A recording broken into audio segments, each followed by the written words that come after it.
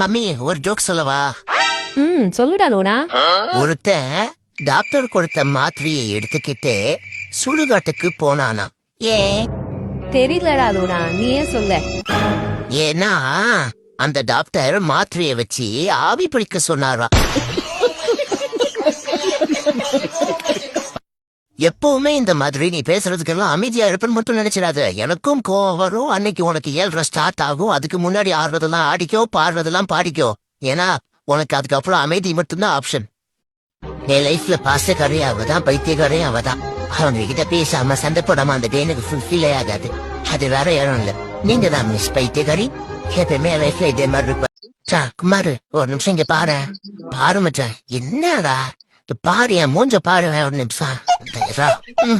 என்னப்பா மூஞ்சில இருக்கு? மச்சா என் மூஞ்சி குரங்கு மாறுன்னு சொல்லிட்டு வேணாண்டு போயிட்டா மச்சா. அவளுக்கெல்லாம் மனசாச்சு.